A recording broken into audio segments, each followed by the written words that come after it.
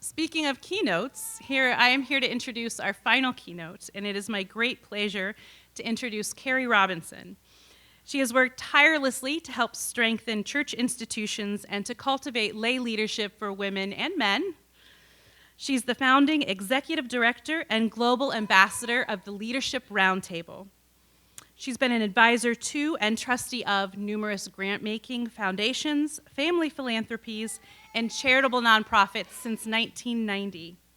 She's a member of the Raskob Foundation for Catholic Activities and foundations and donors interested in Catholic activities, or FATICA. She served as the Director of Development for St. Thomas More Catholic Chapel and Center at Yale University. This is impressive. There she led a $75 million fundraising drive to expand and endow the chapel's intellectual and spiritual ministry and to construct a Catholic student center on Yale's campus. She is the prize-winning author of Imagining Abundance, Fundraising, Philanthropy, and a Spiritual Call to Service, and also a columnist for Chicago Catholic. Please join me in a warm welcome to Kerry Robinson to deliver her address, Women, Leadership, Decision-Making, and the Church.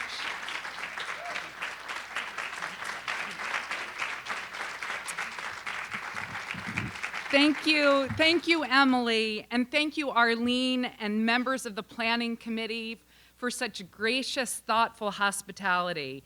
Thank you, wise, informed, faith-filled, and dedicated women and some men for devoting this weekend to be here. Thank you for your witness, your faith, your scholarship, your leadership, and your active engagement. I have been overjoyed to be with so many friends, colleagues, and personal heroes. Your leadership, often in very challenging circumstances, is inspiring and personally ennobling. This gathering has been good for my soul. I have truly enjoyed every conversation, every presentation, every drink at the bar, every prayer. I'm so grateful to all of you for the myriad leadership roles that you represent and for the skill and dedication you bring to your leadership and for the way you point us toward a church to which we yearn to belong. For as long as I have been aware, I have passionately loved the Catholic Church and membership in it, and I've held its potential in the highest esteem. Its explicitly religious mission has formed the woman that I am, that it is the largest humanitarian network in the world renders me forever committed to its health and vitality. Now, this is neither blind love nor infatuation, but love born of time and gratitude and prayer. The more I am engaged in the life of the church, the more I become aware of its history, its mission, its myriad ministries, and its potential. I am aware and in awe of the role women have played in the life of the church, beginning with that moment in time when all of Christianity rested on the faithful, courageous witness of one woman, Mary Magdalene. The church has ennobled me and at times broken my heart. My whole adult life, from the age of 14, has been dedicated to serving and strengthening the church. I first fell in love with the church because of my exposure to it at a very young age through the Raskob Foundation for Catholic Activities. 5 generations of our family have served the church through the instrument of this foundation. What this means is 75 years ago, our great-grandparents, Helena and John Raskob, established the philanthropic foundation with 2 intentions. They wanted all of the foundation's resources to be used exclusively to support the church, and they wanted their children and descendants to be stewards of the foundation's resources. All participation is voluntary. No one is paid for this. It is non-remunerative. But we understand this invitation to be a serious commitment of time, focus, and engagement in the life of the church. Today, there are close to 100 direct descendants of Helena and John actively engaged in the work of the Raskob Foundation. We're spread across the country. It has been an uncommon privilege to serve the church in this way with the unanticipated beneficial consequence of evangelization for our family. Part of the reason so many members of our family are Catholic and remain Catholic is because we have a family culture that prizes entrusting the youngest adult members of our family with meaningful leadership in the foundation. Parenthetically, it is worth noting that when the foundation was established, it was made clear that if any child or descendant discerned a vocation to the priesthood and became ordained, that family member would be excluded from the foundation. 75 years ago, this deeply Catholic family had that insight. As a child, I was drawn to women role models like you, women whose faith mattered deeply to them, women who had dedicated their lives to ministry and pastoral care and education and social justice. I observed that while these childhood heroines often bore witness to the worst of what humankind does to one another and to our planet, there was a palpable sense of joy about them. Their lives were imbued with purpose and meaning. I so admired their faith, their freedom, and their joy. My friend, Sister Simone Campbell, might recognize this as holy mischief. I wanted to be like them. I wanted to be like you.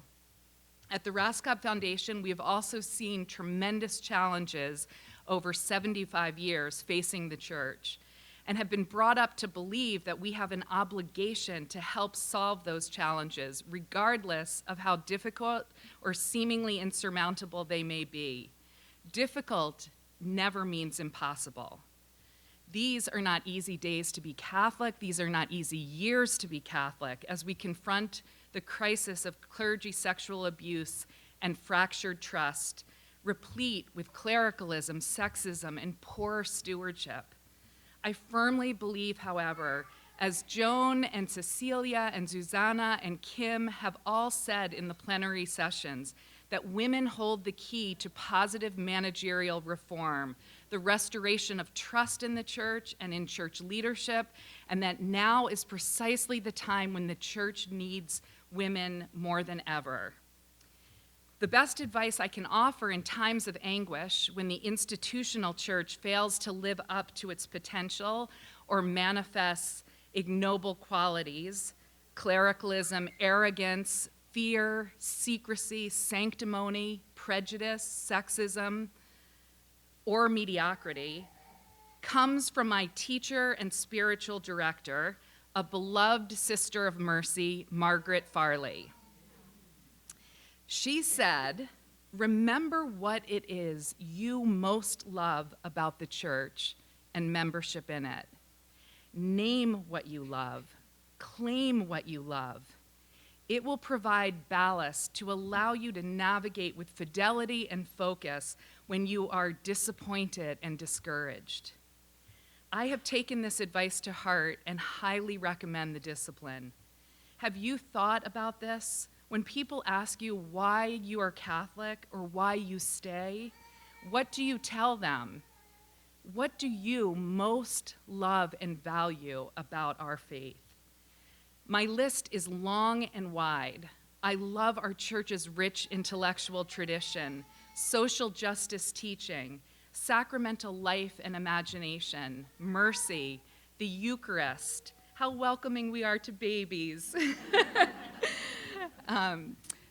forgiveness, the preferential option for the poor and most vulnerable, prayer and transcendence, the primacy of conscience, the injunction to be Christ-like.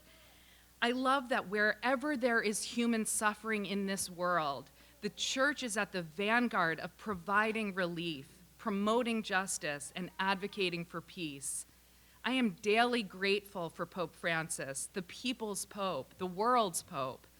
I love that he has given us Laudato Si, and despite obstacles and challenges, some inexplicably heartbreaking and gratuitous, it provides people of goodwill a seminal roadmap to care for our common home and one another. Recently, I lost my closest friend and colleague of more than 20 years, a Catholic priest, Bob Boulogne. I am grateful more than I can say for our church's articulation of the communion of saints, the conviction of eternal life, the fact that love doesn't end in death. I'm reminded of Monsignor Gino Walsh's famous injunction: followers of Jesus are promised two things. Your life will have meaning and you will live forever. If you get a better offer, take it. I submit that there are as many personally held and valued reasons why one loves the church, despite all of its flaws, as there are members of the church. Be clear often about what it is you most love and value, for that will sustain you in times of challenge and difficulty. My best answer at its heart is simple. I love the church, have dedicated my life vocationally to serving the church, and will never give up on the church because of one thing: you. And women all over the world of all ages like you. You are a reason for hope. My hope and the hope of all who know you. Never underestimate that. My involvement with our Families Foundation led me to meet other families similarly interested in supporting the church. In order to be better informed about the needs of the church and in order to provide opportunities to collaborate on funding, we formed a consortium called FATICA, Foundations and Donors Interested in Catholic Activities. Two of my lifetime beloved friends, co-conspirators, and FATICA colleagues are here, Betty Ann Donnelly and Andrea Hattler-Bramson. I learn every day from them and their example. By the way, Betty Ann Donnelly is the creator and preacher coordinator for the outstanding resource known as Catholic Women Preach. She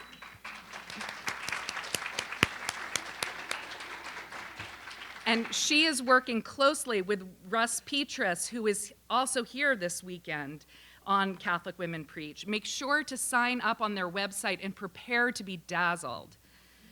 And Andrea Hattler-Bramson has been a philanthropic and energetic supporter of both this Women of the Church conference and its inaugural one in Ferdinand, and I owe her a debt of gratitude for that.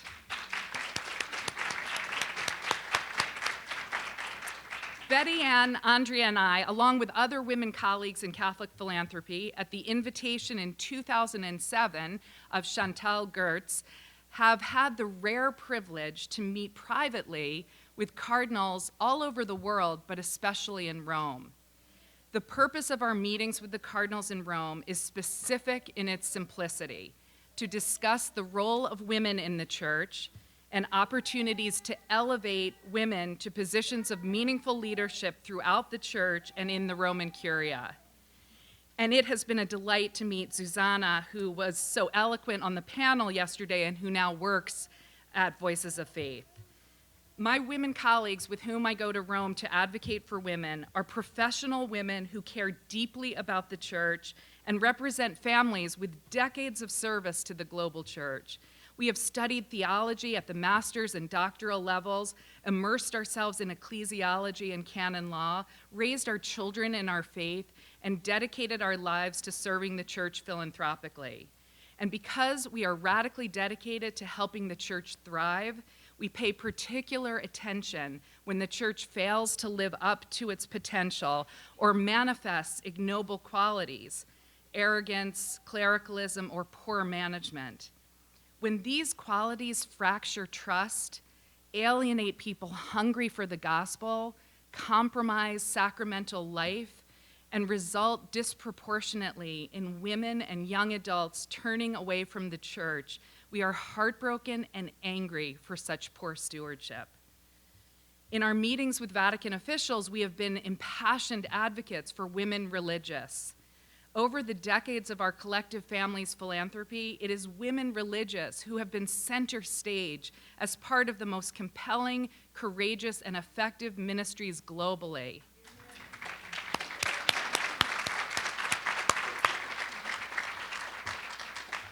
Promoting, celebrating, and expressing gratitude for their lives, leadership, and example is right and just. And in a show of remarkable solidarity, as we spoke to women religious to better prepare for our trips to Rome, we were told over and over again that they would be holding us in prayer and would send out word to the members of their religious communities to hold us in prayer. We felt the strength of that prayer chain. Our thesis in every discussion with the cardinals in Rome is this: when a young Catholic woman, especially from the West, looks at the landscape of her professional life, she knows she can reach the highest levels of leadership in any sector or industry. But when that same woman discerns a vocation of service to the church she loves, she is more often met with limitations on her leadership. She finds she cannot bring her full complement of competencies to bear on serving the church. So she turns her attention instead to the secular world where she can excel, be promoted, be appreciated, lead, and serve fully. The church becomes less and less relevant to her, and by extension becomes increasingly less relevant to her children, both boys and girls. Without these highly talented, accomplished women, the whole church is impoverished. Data reveals the beneficial impact of including women along with men at the highest levels of leadership across all sectors. Corporations with women on their boards have a better return for shareholders. Female doctors are less likely to be sued for malpractice. Universities, the military, the judiciary, government, all are strengthened by the presence of women in leadership and decision-making positions. All three recent popes have lamented the absence of more women in the Roman Curia. The Synod on Young Adults just last year raised up the role of women. The final document endorses the need for greater decision-making roles for women in the church and says, quote, "Young people have asked for a greater recognition and appreciation of women in society and in the church.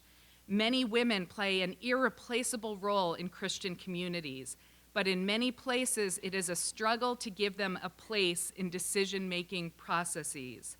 The absence of women's voice and point of view impoverishes the discussion and journey of the church and removes a precious contribution from discernment.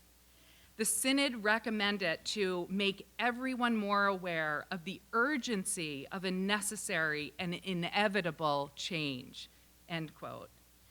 Do young women find many role models at the highest levels of leadership in the church?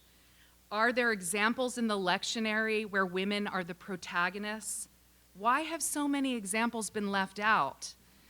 Are there visible signs that women are included in decision-making within the church? How welcoming are we as a church to young women and their talents and abilities? How dare we risk losing them? Young adults matter deeply to me, as does the role of mentoring, and I recommend that for the rest of our lives, we both continue to seek out mentors and agree enthusiastically to mentor young adults. I have a section in here on a program called Esteem that I'm going to just briefly describe to you and can talk to you after the talk or if you ever want to contact me, but just in the interest of time. Esteem is a national young adult leadership formation program that was designed to stem the exodus of the brightest young adults who have a positive experience of the church while on campus because they are blessed enough to go to St. Mary's College or they attend a university with a great Newman Center. And what we're finding is that these Catholics love the church in that setting, and then when they graduate, move to their first city, they hopefully check out their neighborhood parish, but they find it stultifying, and very few of their peers are there. There's not a lot of attention on young adults, and they tend to give up. And all of my life I have heard, don't worry about this, Kerry, it's just the age. They'll come back when they get married, have a child, or experience a devastating life crisis. And finally I said, this is not a good strategic plan. so we created this program that is basically designed for campus ministers. And I'm looking at you, Megan. And campus ministers can identify from the students, the best and brightest, the most committed, the ones destined for leadership. And then they're treated to this year-long curriculum that just gives them the basics of ecclesiology. What is a diocese? What's a parish pastoral council? What are the opportunities for all of us, lay, ordained, and religious, to serve the church? And commissions them to be young adult leaders in their 20s. Our vision is that the whole church would reposition itself to be welcoming to at least 2 young adults on every board, from St. Mary's College to the local soup kitchen to every committee at the USCCB. We repopulate it with these well-formed young adults, and everyone benefits. Responding to the sexual abuse crisis and advocating for the role of lay leadership, and frankly, especially women in the church, has been a central component of my work on behalf of the church all of my adult life. In 1995, I was in my 20s, one of these young adults, and a newly elected trustee of the Raskob Foundation for Catholic Activities. We had been asked to provide $500,000 in the form of a grant to an archdiocese to help settle lawsuits and provide counseling for victim survivors. Now, depending on your viewpoint then or now, I was either naive or prescient. I wanted to deny the grant and help the Archbishop sell property to make recompense to the victim survivors and be fully transparent about what had happened. Fast forward to 2002, 17 years ago, our church was engulfed in the clergy sexual abuse crisis. At the time, I served as Director of Development for St. Thomas More, the Catholic Chapel and Center at Yale University. It was the most profound experience of lay clergy collaboration that I have ever had. I worked in genuine partnership for 10 years with my wonderful friend and colleague, Father Bob Beloin. He died of glioblastoma 1 year ago. A major point of emphasis in our effort to raise money for Catholic campus ministry was the elevation of Catholic intellectual life on campus. Proudly, we revealed to alumni and prospective donors that we were elevating and celebrating Catholic intellectual discourse, taking the topics of the day, illuminating them from the perspective of faith, and inviting students into a rich discussion and debate about the relevance of faith. Halfway through the campaign, the topic of the day was the Catholic Church's sexual abuse crisis. Nothing in our lifetime was more damaging, discrediting, heartbreaking, or shocking about the church than these revelations. It would have been tempting to admit our lack of culpability in the crisis and do nothing. Tempting, but not faithful. We knew that to do nothing is to be complicit. Instead, we hosted a 3-day conference entitled Governance, Accountability, and the Future of the Catholic Church to examine the underlying conditions that may have contributed to the crisis with a view to making a meaningful and positive contribution to our church. That conference was held in March of 2003. We hosted over 500 people, 30 nationally recognized speakers. The subject matter was wrenching, and yet everyone left hopeful. We all belonged to the church. This was our church. Listening to victim survivors was the first step. Understanding the problems at hand was the second. Committing to being part of the solution was the third. Acting on that commitment was the fourth step and have been our steps ever since. Participants left with the sense that it was possible, even if very difficult, to help call the church to greater levels of accountability and holiness.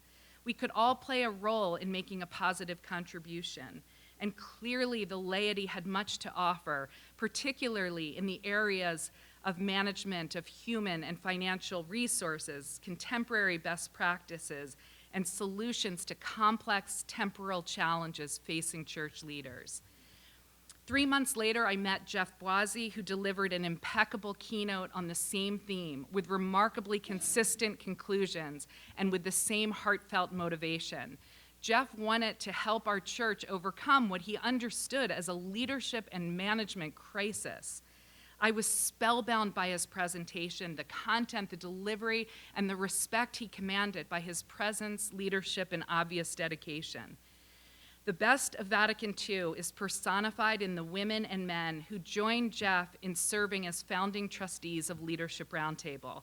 Women like Kathleen McChesney, the first person to direct the Office of Child Protection at the USCCB, and who continues to this day to advocate for child safety in the church.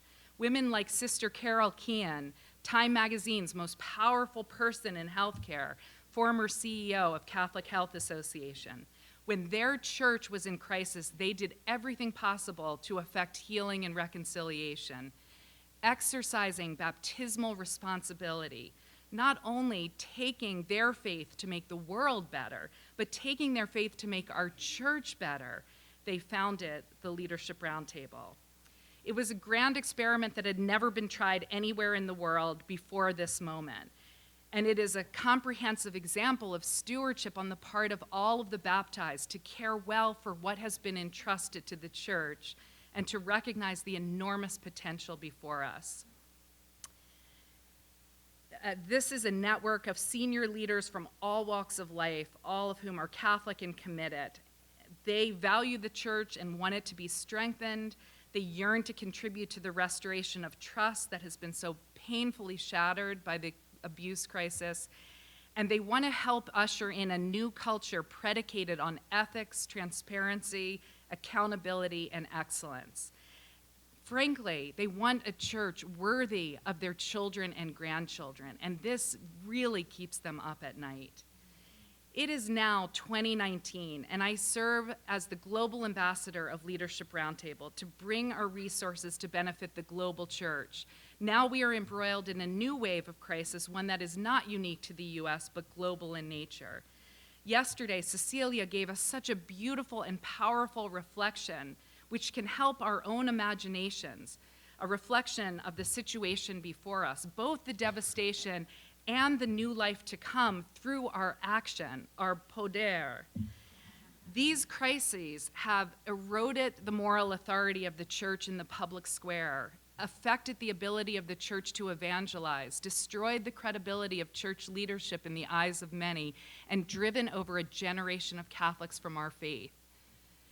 Just a side note, I've been deeply interested in assessing what is different about 2018, or our current time, from 2002, when the revelations first reached the consciousness of most Americans.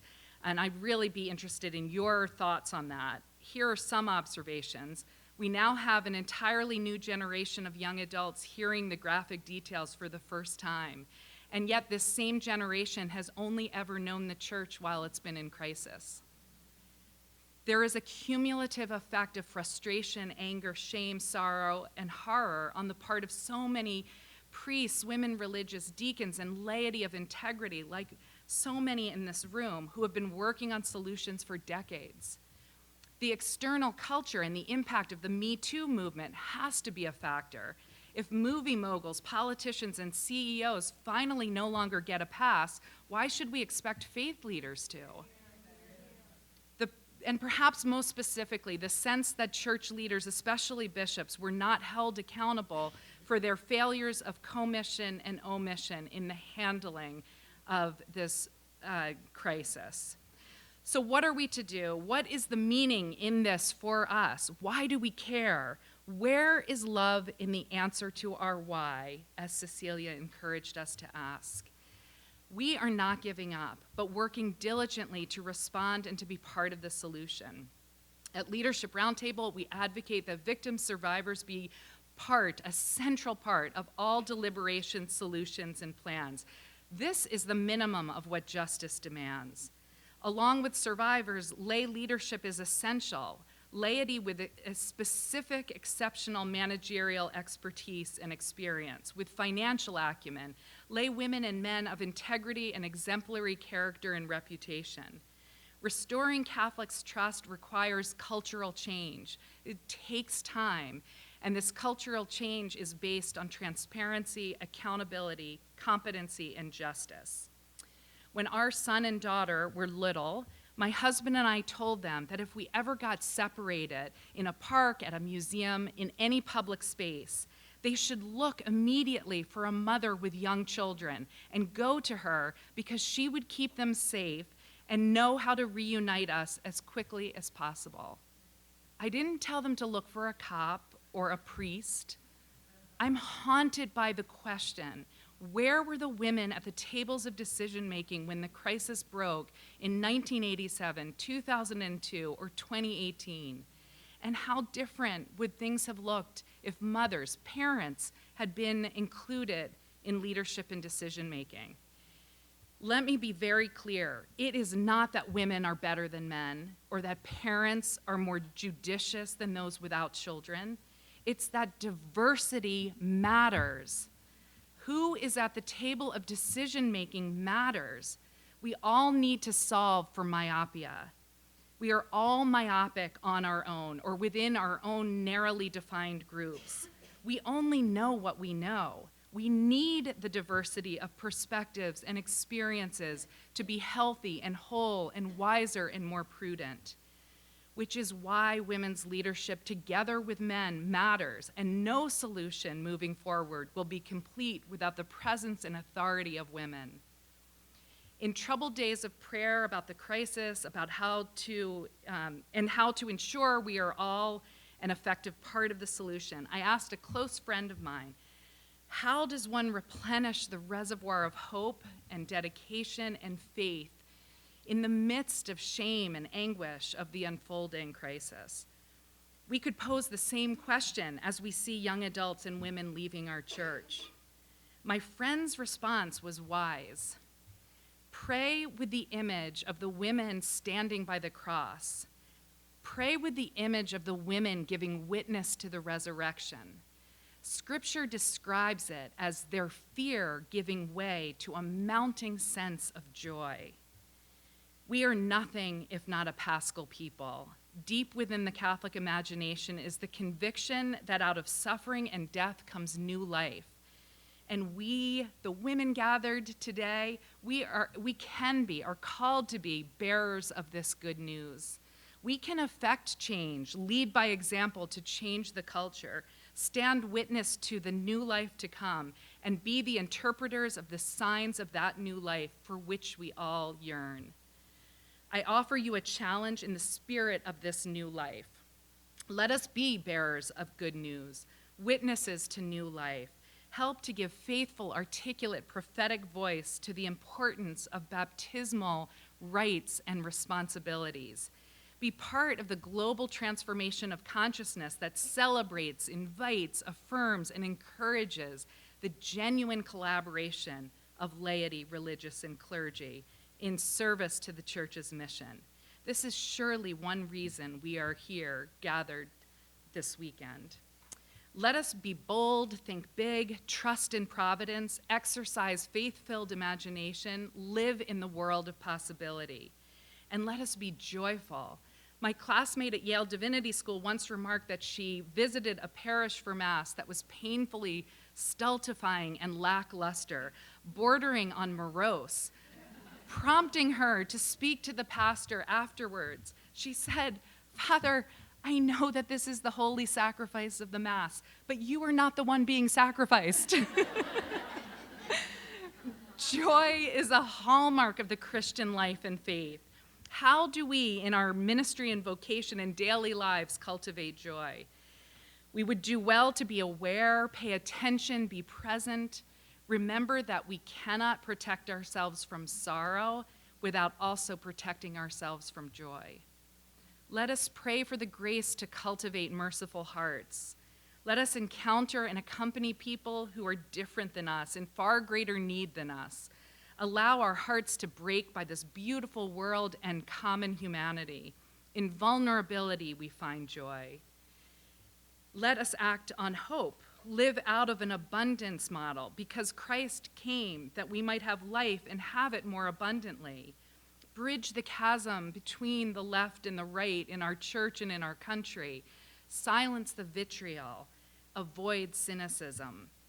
A cynic, this is my favorite definition of a cynic is, after all, simply one who has given up but not yet shut up. Here are a few life maxims that I have found to be helpful guideposts. The man who says it cannot be done should not interrupt the woman doing it. Diversity matters. The more diverse, the better the discussion and decisions. Everyone has a piece of the wisdom. Celebrate joyfully what is right in order to find the energy to fix what is wrong.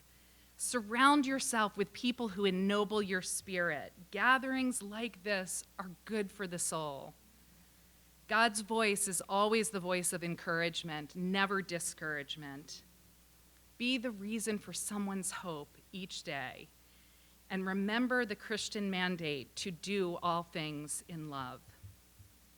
So to recap, the Catholic Church is the largest global humanitarian network with enormous potential and therefore responsibility to address human suffering and complex global challenges.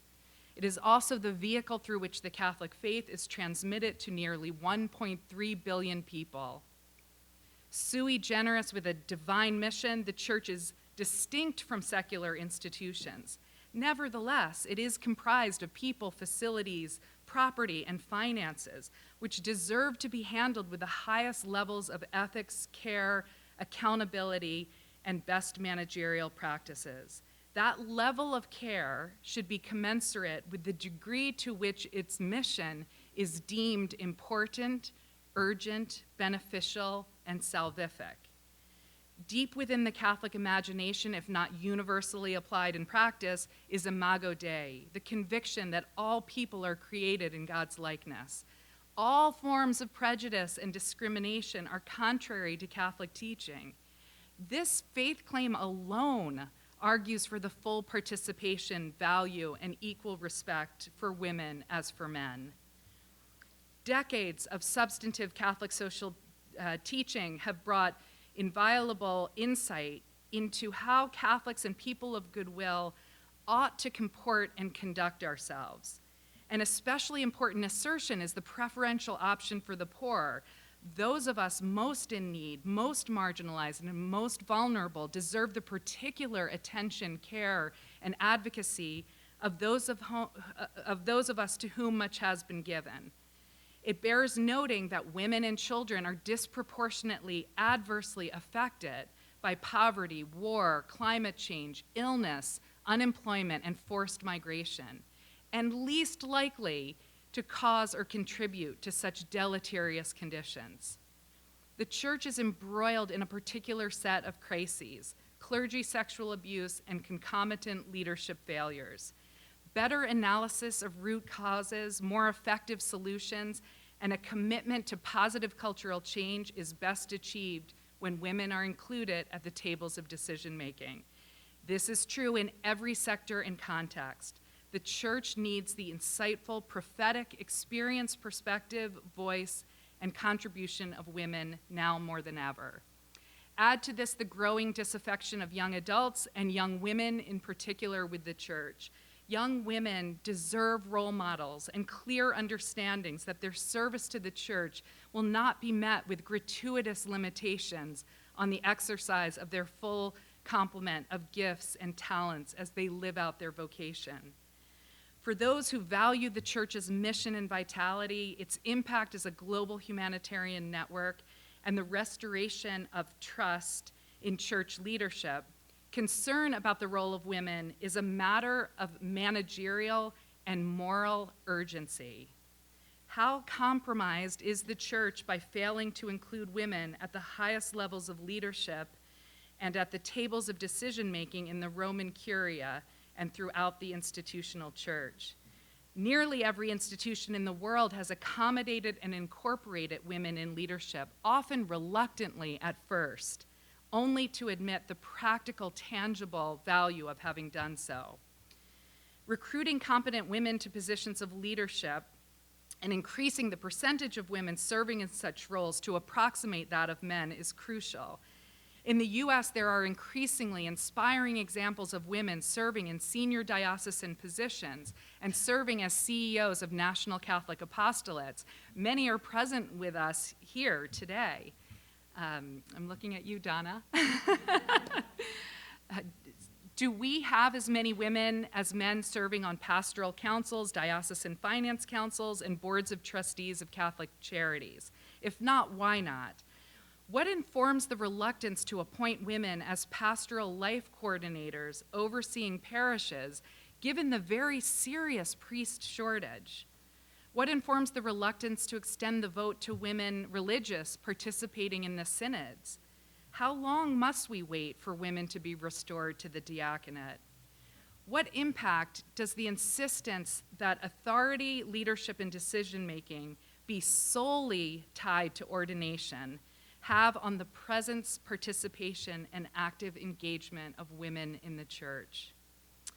We can help the church emulate what it advocates. We can provide a strong signal to young women that women are valued in leadership by ensuring that they are invisibly so. We can work toward better human resource policies and structures that take seriously lay vocations.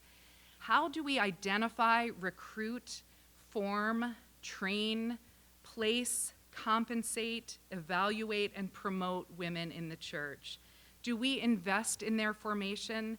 Do we use our collective creativity, will, and determination to find ways to reduce or forgive their student debt? We can reimagine seminary formation to ensure that it is conducive to healthy lay clergy collaboration and co-responsibility. We can insist that a candidate's ability to work collaboratively and effectively and respectfully with women be a requirement in the selection and appointment of bishops. We can establish effective mentoring programs for young Catholic women. We can seek out mentors and serve as mentors over the whole course of our lives. And we can expand our imagination and appoint women to the diplomatic corps, communication apostolates, and the prefectures and presidencies of dicasteries. Women are essential to the future of a vibrant church. In closing, as Joan urged us on Friday night, let's change the narrative, raise up our sisters, our histories, and our stories. Let's be the church we yearn to see, a more relevant church to young adults, a more joyful church, a church of integrity, ethics, trust, justice, welcoming, and openness, a safe environment for the most vulnerable, a church worthy of profound generosity, a church that is at the forefront of justice, peace, and charity, a church that avails itself of the talents of all of its members, acknowledges the gifts and competencies of women, and utilizes those talents, a church that properly cares for all that has been entrusted to it and responds courageously and confidently to the potential at hand, a church the world needs, because the world needs solace, healing, peace, hope, mercy, generosity, and the light and love of Christ. As we actively participate in this work, standing on the shoulders of truly inspiring women who have gone before us, as we draw strength from their past to provide hope for the future, let our prayer be, God, keep us close to you and to each other. Thank you.